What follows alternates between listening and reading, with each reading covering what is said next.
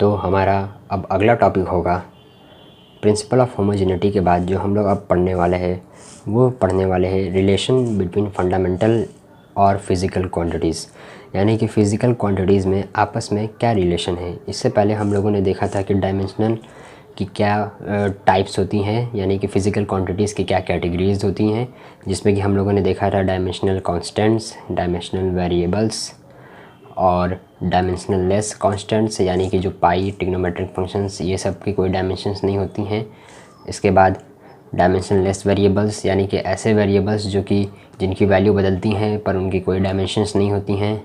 और फिर हम लोगों ने देखा था प्रिंसिपल ऑफ होमोजेनिटी, जिसमें हम लोगों ने ये देखा था कि किसी भी इक्वेशन की हर एक टर्म की डायमेंशन सेम होगी।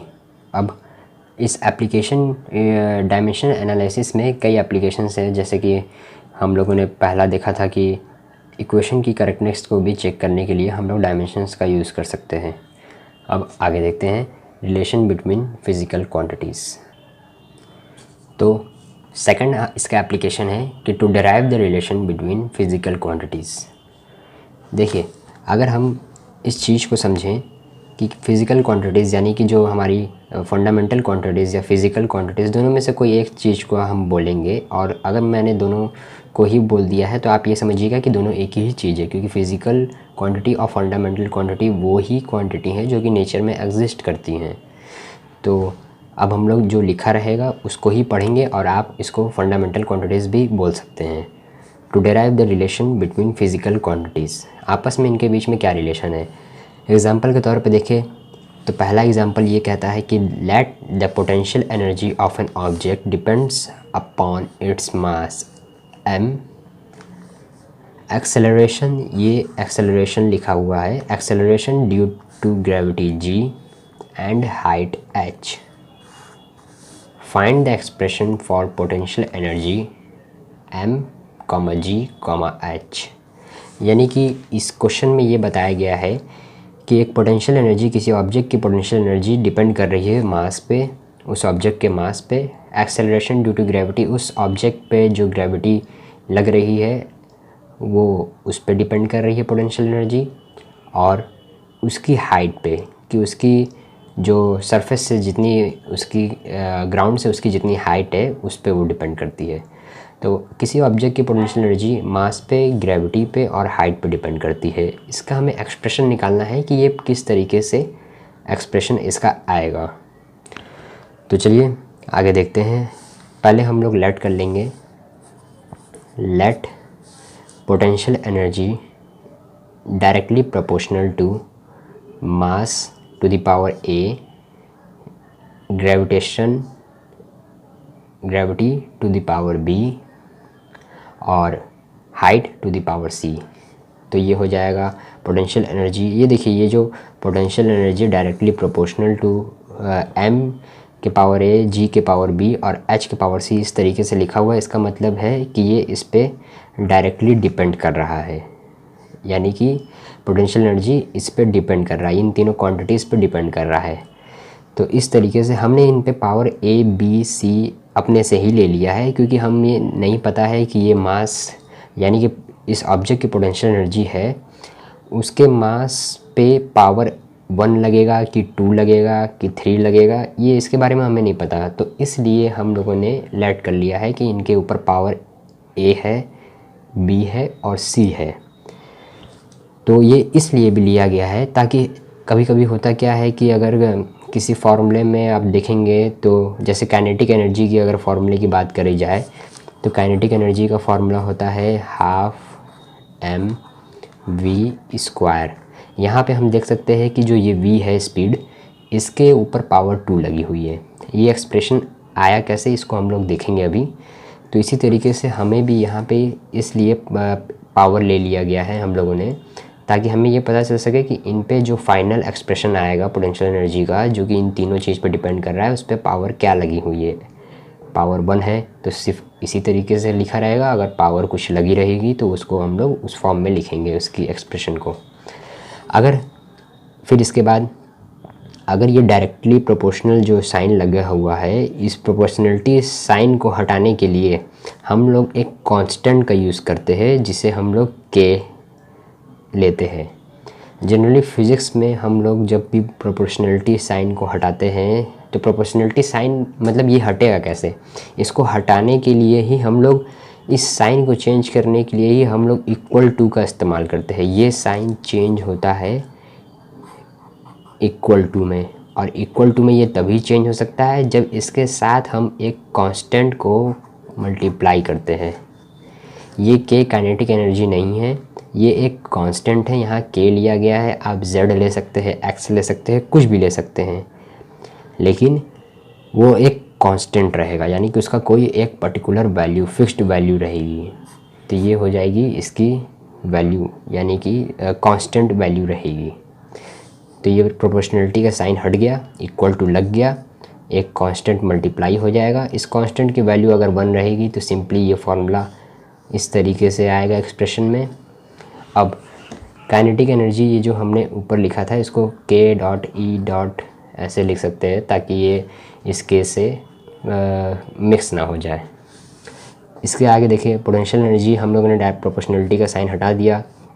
फिर अब हम लोग ये जानते हैं कि जो एनर्जी होती है उसके डायमेंशन, चाहे कोई भी एनर्जी हो, उसकी डायमेंशन होती है ml² T-2, T पे पावर -2, ये इसकी डायमेंशन होती है। और मास की डायमेंशन होती है m, और इसके पावर a है तो इसलिए हम लोगों ने a लिख दिया।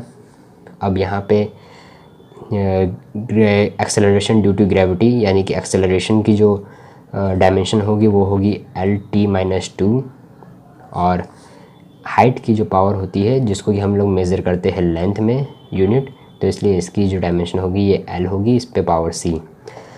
बात यहाँ पे ये है कि ये एक्सेलरेशन ड्यू टू ग्रेविटी की जो डायमेंशन लिए गई है ये है Lt-2। ये देखिए सिंपली स्पीड होती है डिस्टेंस अपॉन टाइम, यानी कि ये इसकी अगर जो स्पीड की डायमेंशन आएगी वो होती है Lt-1। और अगर हम एक्सेलरेशन की बात करें तो सिंपली स्पीड में अगर आप सेकंड से डिवाइड करते हैं, यानी ये स्पीड है और इसमें अगर सेकंड से डिवाइड करते हैं टाइम से, तो ये एक्सेलरेशन हो जाता है। और अगर ये एक्सेलरेशन हो जाता है तो स्पीड का होता है Lt-1। यहाँ पे t है, ये t ऊपर जाएगा तो Lt-2 हो जाएगा। तो इसलिए जो यहाँ पे एक्सेलरेशन की जो हम लोगों ने डायमेंशन लिया है ग्रेविटी, ये है Lt-2। यहाँ पे हम ग्रेविटी एक्सेलरेशन, कभी हम एक्सेलरेशन बोल रहे हैं कभी ग्रेविटी बोल रहे हैं, तो दोनों का मतलब एक ही है। ग्रेविटी के रिस्पेक्ट में जो फोर्स हम फील कर रहे होते हैं, जो हम लोग अपने ऊपर महसूस कर रहे होते हैं, वो एक्सेलरेशन होता है। और अलग अलग ऑब्जेक्ट की अगर स्पीड चेंज हो रही है तो वो अलग अलग एक्सेलरेशन होगी उस अलग अलग ऑब्जेक्ट की, तो वहाँ पे वो एक्सेलरेशन अलग होगा। लेकिन ये जो एक्सेलरेशन ड्यू टू ग्रेविटी है ये g इसलिए लिया गया है क्योंकि ये अर्थ के रिस्पेक्ट में जो एक्सेलरेशन हम लोग पे लग रहा है इसको हम लोग g बोलेंगे, स्मॉल g। अर्थ के रिस्पेक्ट में जो एक्सेलरेशन हम लोग के ऊपर लग रहा है उसको ग्रेविटी कहते हैं, और इसको हम लोग डिनोट करते हैं स्मॉल g से। अब इसमें देखिए आगे क्या है कि सभी डायमेंशंस को हम लोगों ने m पे पावर a ऐसे लिख दिया है। फिर उसके बाद l पे पावर देखिए b आएगा, और यहाँ पे l पे पावर a जब इससे मल्टीप्लाई होगा तो -2b हो जाएगा, l पे पावर b हो जाएगा, और t पे पावर -2b हो जाएगा, और l पे पावर यहाँ पे c होगा। तो अगर बेस सेम है तो दोनों पे l पे पावर यहाँ पे b आ रहा है, l पे पावर c आ रहा है, तो दोनों की पावर ऐड हो जाएंगी। इसी तरीके से t पे पावर -2b है तो t पे पावर -2b। अब यहाँ पे हम लोग क्या करेंगे कि जो लेफ़्ट हैंड साइड है, जो एनर्जी की डायमेंशन होती है ml² T-2, इसको हम लोग राइट हैंड साइड वाले पावर से कंपेयर करेंगे। तो ऑन कंपेयरिंग पावर्स जो a की वैल्यू आएगी, m पे पावर 1 है इसलिए a की वैल्यू 1 हो जाएगी। b पे पावर ये जो है, अगर हम यहाँ से बात करें ये b पे कैसे निकालेगी ये 1, तो आप यहाँ से -2b को, यहाँ पे -2 है, इससे कंपेयर करेंगे t पे तो b की वैल्यू 1 हो जाएगी। इसी तरीके से जब आप c की वैल्यू निकालेंगे तो c की वैल्यू भी 1 आएगी। कंपेयर पावर आप करिएगा आपस में और उसके बाद वैल्यूज़ निकालेंगे तो जो आएगी पावर सबकी वैल्यूज़ वो 1 आएगी। तो इसी तरीके से जो फाइनल एक्सप्रेशन आएगा potential energy equals to m पे पावर 1 हो जाएगा, g पे पावर 1 हो जाएगा, h पे पावर 1 हो जाएगा। m पे पावर 1 है, g पे पावर 1 है, h पे पावर 1 है और k एज इट इज़। अब k जो कांस्टेंट है ये डिटरमाइन किया जाता है एक्सपेरिमेंटली, यानी कि इसको निकाला एक्सपेरिमेंटली जाता है और एक्सपेरिमेंटली अगर निकालने पे ये पता चलता है कि जो k की वैल्यू आती है वो होती है 1। कुछ भी हो सकती है, डिपेंड करता है कि क्या कंडीशन लिया गया है। ज़्यादातर हम लोग केसेस में 1 ले लेते हैं, तो 1 ले लेते हैं, तो इसलिए जो इसकी फाइनल एक्सप्रेशन आएगी वो आएगी potential energy equals to mgh। ये दोस्तों फार्मूला होता है पोटेंशियल एनर्जी का। पोटेंशियल एनर्जी डिपेंड करती है मास पे, एक्सेलरेशन ड्यू टू ग्रेविटी पे और उसकी हाइट पे ऑब्जेक्ट की। तो ये पोटेंशियल एनर्जी होगी। अब देखिए सेकंड एग्जांपल क्या कहता है कि the kinetic energy of a body depends upon its mass m and velocity v। Find the expression for kinetic energy. Kinetic energy, किसी बॉडी की काइनेटिक एनर्जी डिपेंड कर रही है उसकी मास पे और उसकी वेलोसिटी पे। सीधी सी बात है, कोई ऑब्जेक्ट अगर मूव कर रहा है तो उसके पास काइनेटिक एनर्जी आ जाती है। और हाँ, एक बात और, पोटेंशियल एनर्जी के बारे में मैं ये बताना चाहूँगा कि पोटेंशियल एनर्जी एक तरीके की रेस्ट, अगर कोई चीज़ रेस्ट पे है तभी हम उसकी पोटेंशियल एनर्जी मेज़र कर सकते हैं, और अगर कोई चीज़ मूव कर रही है तभी हम उसकी काइनेटिक एनर्जी मेज़र कर सकते हैं। तो कोई भी ऑब्जेक्ट अगर रेस्ट पे है, यानी कि स्टैटिक पे है, पोजीशन पे है, रेस्ट कहने का मतलब है कि अगर आराम से बैठी हुई है उस जगह पे, तो उसकी पोटेंशियल एनर्जी हम लोग मेज़र कर सकते हैं, चाहे वो किसी भी हाइट पे रखी हो। और अगर काइनेटिक एनर्जी, कोई बॉडी अगर मूव कर रही है तो वो काइनेटिक एनर्जी को गेन कर लेती है। ये हम लोग आगे समझेंगे कि किस तरीके से ये होता है। तो the kinetic energy of a body depends upon its mass. Kinetic energy किसी बॉडी की मास पे डिपेंड करती है, उसकी वेलोसिटी पे डिपेंड करती है। तो एक्सप्रेशन हमें फाइंड करना है कि क्या आपकी काइनेटिक एनर्जी की एक्सप्रेशन आएगी। तो kinetic energy directly proportional to mass, यानी m पे पावर a v पे पावर b। काइनेटिक एनर्जी की जो, किसी भी एनर्जी की जो डायमेंशन होती है वो ml²t-2, m पे पावर a, l पे पावर b और t पे पावर -b। ये कैसे आया? क्योंकि स्पीड की जो वेलोसिटी होती है, अरे स्पीड की जो डायमेंशन होती है वो lt-1 होती है, तो l पे पावर b आ जाएगा और t पे पावर भी -b आ जाएगा। इसी तरह जब आप कंपेयर करेंगे तो a की जो वैल्यू आएगी वो आएगी 1 और b की जो वैल्यू आएगी वो आएगी 2। अब यहाँ से जो काइनेटिक एनर्जी होती है हमारी वो हमें मिल जाएगी, kinetic energy equals to half mv²। तो ये देखिए यहाँ पे m पे पावर 1 आ जाएगा, क्योंकि m पे पावर a लिया था हमने, तो a की वैल्यू 1 आई है और v की वैल्यू आई है 2, तो ये v²। जो हम लोगों ने काइनेटिक एनर्जी में देखा था कि kinetic energy directly proportional to m पे पावर a v पे पावर b था, उसमें हम लोगों ने क्या किया था कि काइनेटिक एनर्जी, ये जो काइनेटिक एनर्जी है इसको हम लोग प्रोपोर्शनलिटी साइन हटाए थे तो k आया था, और k आएगा तो ये कांस्टेंट है। फिर उसके बाद m पे पावर 1 आया गया था, a की वैल्यू आई थी 1 और v पे पावर 2 आएगा क्योंकि b की वैल्यू आई थी 2। अब एक्सपेरिमेंटली डिटरमाइंड जो कांस्टेंट की वैल्यू k की वैल्यू आती है काइनेटिक एनर्जी के केस में वो होती है 1/2, तो इसलिए ये 1/2 mv² हो जाएगा काइनेटिक एनर्जी का एक्सप्रेशन। और ये है काइनेटिक एनर्जी का जो फार्मूला, वही इसका एक्सप्रेशन हम लोग डायमेंशन के तरीके से निकाले हैं।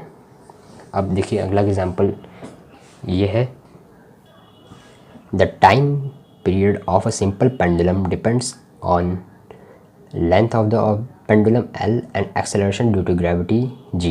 Find the expression for the time period. यहाँ पे टाइम पीरियड का एक्सप्रेशन निकालने के लिए बोला गया है। कोई सिंपल पेंडुलम है, पेंडुलम यानी कि कोई इस तरीके से एक लेंथ, एक वायर के ज़रिए अगर कोई चीज़, बॉब इसको कहते हैं, जो ये गोला सा एक तरीके का मेटल का या फिर किसी भी मटेरियल का ये जो इस तरीके से रहता है बॉल टाइप का, इसको एक रस्सी से बांध देते हैं और ये इस तरीके से मोशन में घूमता है, तो ये पेंडुलम होता है। तो ये हो जाएगी ये पेंडुलम। इस तरीके से जो मोशन करती है कोई, ये मान लीजिए दीवार है दीवार से एक रस्सी को बांध दिए है, एक बॉल को लटका दिए है, बॉल इस तरीके से मोशन कर रही है, तो इस तरीके के मोशन को कहते हैं कि पेंडुलम मोशन कर रहा है इस तरीके से। यानी कि ये जो इसका मेन पोजीशन रहेगा ये बीच में आके रुक जाएगा और इधर इधर मोशन करेगा। तो एक समय आएगा जब बीच में रुक जाएगा, तो इस तरीके के मोशन को जो करता है वो सिंपल पेंडुलम, जैसे कि आप लोगों ने घड़ियों में देखा होगा कि घड़ी में भी इस तरीके का एक घंटी टाइप का लगा रहता है जो कि ऐसे ऐसे ऐसे मतलब लेफ़्ट राइट अपना मोशन कर रहा होता है। तो ये पेंडुलम का मोशन होता है, इसकी लेंथ L होती है। अगर ये इसका टाइम पीरियड ये होता है कि ये कितने मतलब कि टाइम पीरियड ये अगर ये जो पेंडुलम है ये पेंडुलम यहाँ से यहाँ गया, फिर यहाँ गया और यहाँ से जब ये यहाँ जाके फिर ये वापस यहाँ पे आ जाएगा अपने मेन पोजीशन पे, तो उस पोजीशन पे आने के लिए जहाँ से वो स्टार्ट किया एक बार ये मोशन करके उसी जगह पे आ गया, तो जितना टाइम लगा वही इस पेंडुलम का टाइम पीरियड हो जाएगा। तो सीधी सी बात है कि ये टाइम पीरियड ये जितना जाएगा इधर उधर यानी लेफ़्ट राइट जितना भी जाएगा ये इसके लेंथ पे डिपेंड करेगा, क्योंकि अगर ये छोटा रहेगा तो ये कम दूरी तक जाएगा, बड़ा रहेगा तो ज़्यादा दूरी तक जाएगा। तो ये टाइम पे डिपेंड किया क्योंकि उतना टाइम भी लेगा।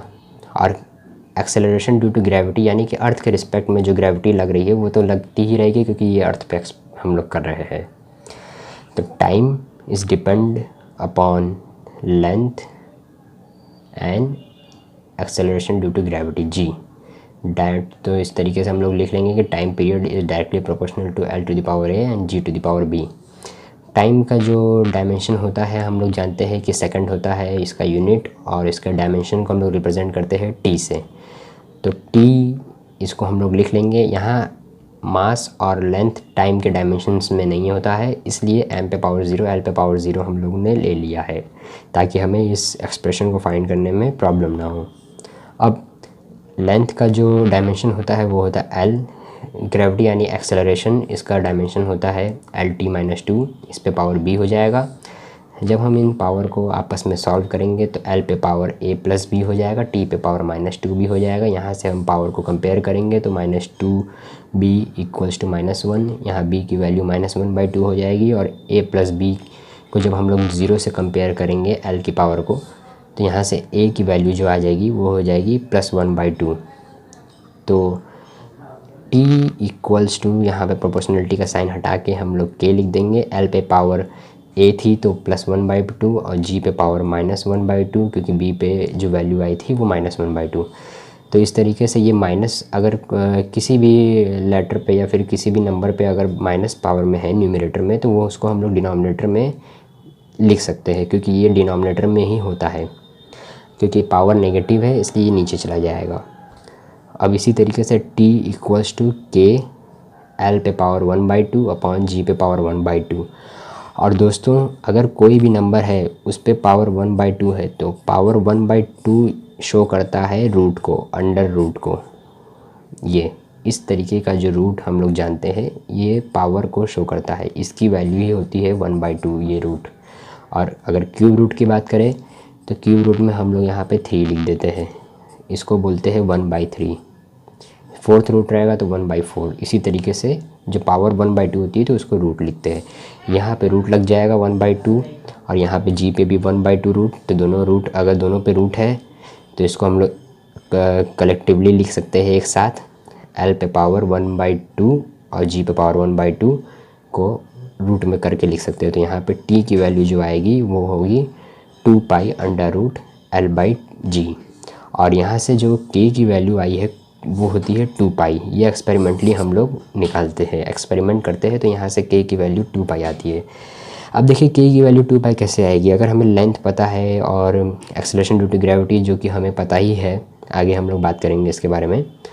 लेंथ अगर हम निकाल लिए, G निकाल लिए और टाइम पीरियड हमें किसी भी सिंपल पेंडुलम का पता है तो हम वहाँ से K निकाल सकते हैं। आपस में इसको क्रॉस मल्टीप्लाई करके उसको सिंप्लीफाई करके K निकाल सकते हैं। तो यहाँ से K की वैल्यू जो आइडियल कंडीशन होती है उसमें आई है 2π एक्सपेरिमेंटली। और आइडियल कंडीशन वो कंडीशन होती है जिसमें कि किसी भी तरीके की जो नेचर द्वारा किसी भी एक्सपेरिमेंट में किसी भी तरीके का कोई डिस्टरबेंस ऐड नहीं होता है। जैसे कि अगर एयर मौजूद नहीं होता है, क्योंकि एयर भी अगर एक्सपेरिमेंट में आ जाता है तो वो आइडियल कंडीशन नहीं मानी जाएगी।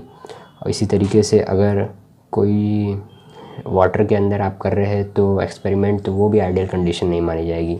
आइडियल कंडीशन वो मानी जाएगी जहाँ पे किसी भी तरीके का रेजिस्टेंस नहीं आ रहा है, फ्रिक्शन नहीं होना चाहिए। फ्रिक्शन यानी कि आपस में एक दूसरे के प्रति जो फोर्स लग रहा है, कोई ऑब्जेक्ट दूसरे ऑब्जेक्ट पे जो फोर्स लगा रहा है रोकने के लिए, वो फ्रिक्शन हो जाता है। तो इसको भी हम लोग आगे देखेंगे कि क्या है इसका एक्चुअल डेफिनेशन। आगे हम लोग सब चीज़ों के बारे में बात करेंगे। फ़िलहाल हम ये आइडियल कंडीशन के बारे में बताना चाह रहे थे कि किसी भी तरीके का डिस्टर्बेंस एक्सपेरिमेंट में ना आए तो वो एक्सपेरिमेंट आइडियल कंडीशन कहा जाता है।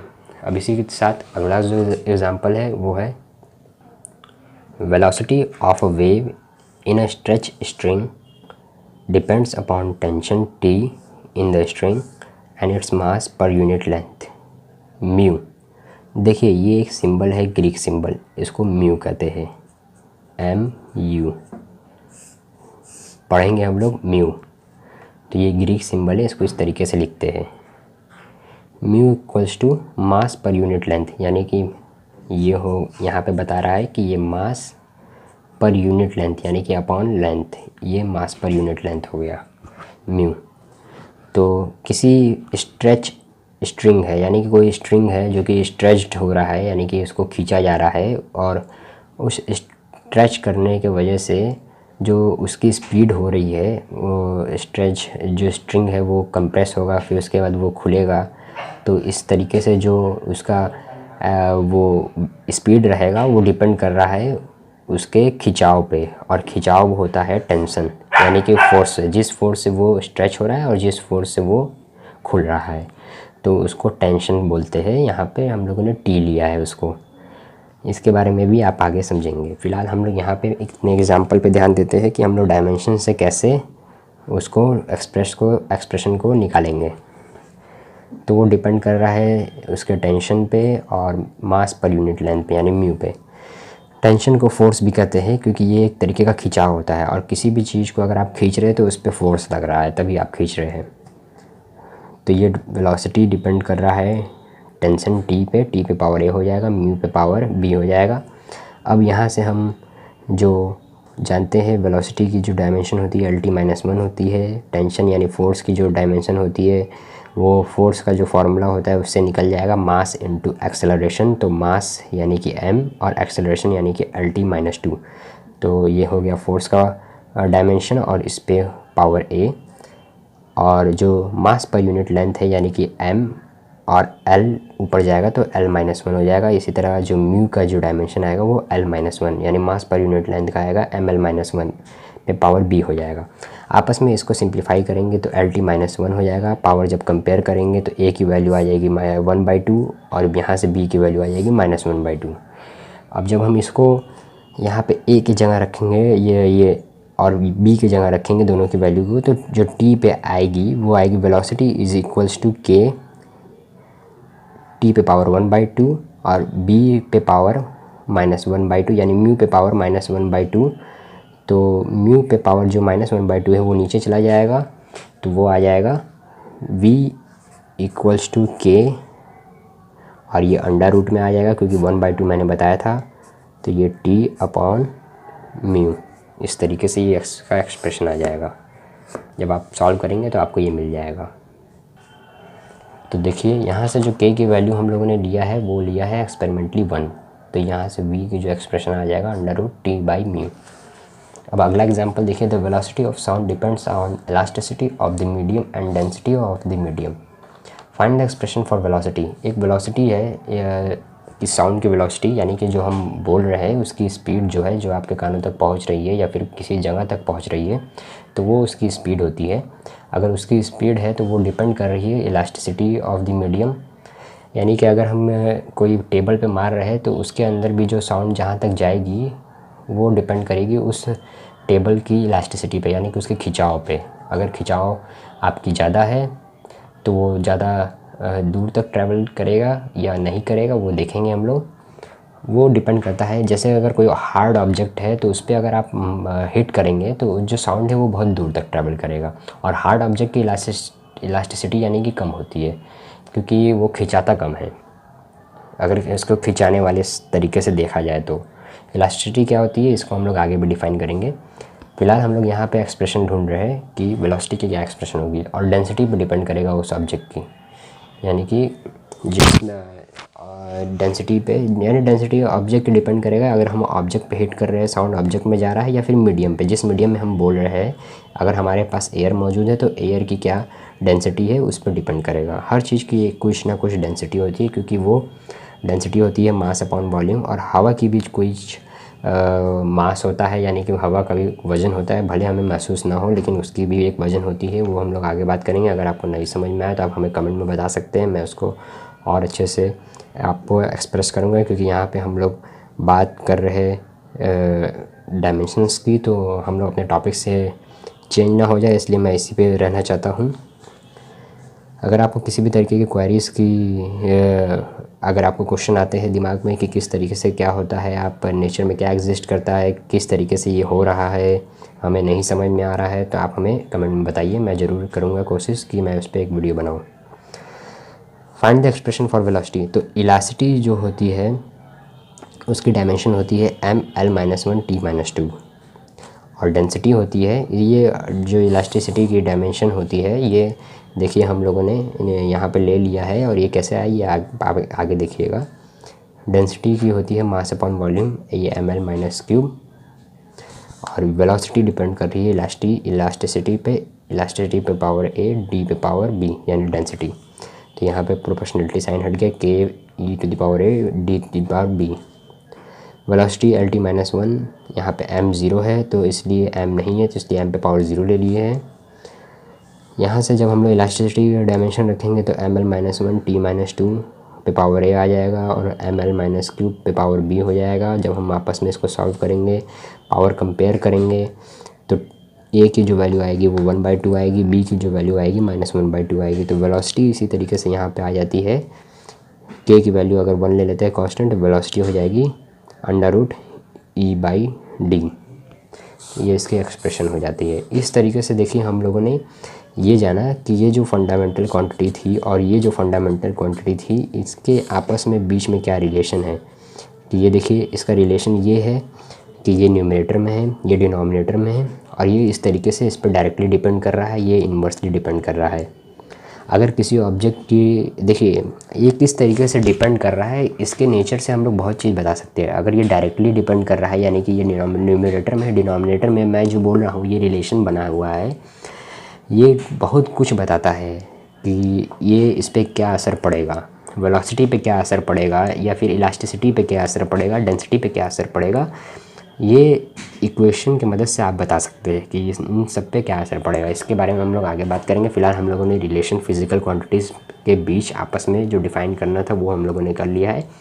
इसके अगले टॉपिक में मैं आपको ये बताऊंगा इसके तीसरे एप्लीकेशन को। पहला एप्लीकेशन हम लोगों ने देखा था कि जो इक्वेशन की करेक्टनेस है उसको हम लोग चेक करने के लिए डायमेंशंस का यूज़ करते हैं। दूसरा हम लोग इनके आपस में बीच में क्या रिलेशन है उसको डिफ़ाइन करने के लिए इस डायमेंशंस का यूज़ करते हैं। और तीसरे में हम लोग ये देखेंगे कि डायमेंशंस के मदद से हम लोग ये देखेंगे कि जो फिज़िकल क्वांटिटीज़ होती हैं वो एक यूनिट से दूसरे यूनिट में कैसे कन्वर्ट होगी। यानी कि अगर SI यूनिट है, सेंटीमीटर से मीटर में कन्वर्ट करने के लिए उसकी क्या वैल्यू आएगी। अगर मान के चलिए जैसे हमारे पास, हम जैसे सिंपल भाषा में अगर बताएं तो अगर मान लीजिए हमारे पास कोई ऑब्जेक्ट है, उसका जो मास है वो है 1 किलोग्राम, ठीक है, 1 किलोग्राम। और जो ऑब्जेक्ट है उसका मास है 1 किलोग्राम, और वही ऑब्जेक्ट का मास किसी दूसरे यूनिट में, यानी कि जो देखिए मास की जो यूनिट होती है वो होती है किलोग्राम, ये होती है आपकी SI यूनिट, और जो SI यूनिट होती है वो होती है किलोग्राम मास की। और अगर आप बात करें यही CGS यूनिट की, तो CGS यूनिट में जो हमारे सेकंड टाइप की यूनिट थी उसमें जो मास की जो यूनिट होती है वो होती है ग्राम। तो ये देखिए इस तरीके से हम लोग ये बताएंगे इन डायमेंशंस लेंथ की जो यूनिट होती है वो होती है मीटर, और सीजीएस में होती है लेंथ की यूनिट सेंटीमीटर। तो इन सब चीज़ का जो हम लोग यूज़ करेंगे वो डायमेंशंस में यूज़ करेंगे, और उनके मदद से हम लोग जो एक्चुअल जो जैसे वेलोसिटी है, तो वेलोसिटी हो गई है मीटर पर सेकंड, इसकी होती है एसआई यूनिट मीटर पर सेकंड। और अगर हम सीजीएस यूनिट देखें वेलोसिटी की तो वो होती है सेंटीमीटर पर सेकंड। तो सेंटीमीटर पर सेकंड जो आ रही है, अगर हम 5 मीटर पर सेकंड बोल रहे हैं तो ये वेलोसिटी होगी। अब ये वेलोसिटी सीजीएस यूनिट में कितनी होगी ये हम लोग चेक करेंगे कि डायमेंशंस की मदद से कि ये कितनी होगी। तो अगले वीडियो में मैं आपको बताऊंगा कि डायमेंशंस के मदद से हम लोग एक यूनिट से दूसरे यूनिट की वैल्यूज़ को कैसे समझेंगे, कैसे जानेंगे। अगर हमें एक यूनिट की वैल्यू पता है तो हमें दूसरी यूनिट में वैल्यू निकालना है, तो डायमेंशंस की मदद से हम लोग कैसे निकालेंगे। एक और एग्जांपल मैं बताना चाहूँगा कि अगर किसी भी एसआई यूनिट की वैल्यू दी हुई है तो आपको सीजीएस यूनिट में उसकी क्या वैल्यू होगी उसको निकालने के लिए हम लोग डायमेंशंस का मदद लेंगे। और ये इसका तीसरा एप्लीकेशंस होगा। इस वीडियो में हम लोगों ने जो सेकंड एप्लीकेशन था उसको कंप्लीट कर लिया है। थर्ड एप्लीकेशंस को हम लोग अगले वीडियो में देखेंगे। कमेंट करिए, इसको शेयर करिए और सब्सक्राइब भी करिए दोस्तों, ताकि मैं आपके लिए और हेल्पफुल वीडियो इस तरीके से बनाता रहूँ। ये आपको अपने जेई और नीट दोनों में काम आएंगे ये सारे वीडियोस, और साथ ही साथ ये आपको स्कूल के लिए नोट्स और अपने लिए नोट्स, अगर आप जिस पर्पज़ से इसको यूज़ करना चाहते हैं, इसको आप नोट्स के तरीके से इस्तेमाल करना चाहते हैं, आपका कोर्स के तरीके से इस्तेमाल करना चाहते हैं, समझने के तरीके से, आप इसको आपको एक तरीके से मैं जो ये प्रोवाइड कर रहा हूँ, ये एक तरीके से जो हैंड रिटन नोट्स है ये आपको मिल रहा है फ्री में। तो इसके लिए मुझे बहुत मेहनत करना पड़ रहा है, और आप से बस एक रिक्वेस्ट है कि आप इसको ज़्यादा से ज़्यादा शेयर कीजिए और सब्सक्राइब कीजिए। Thank you.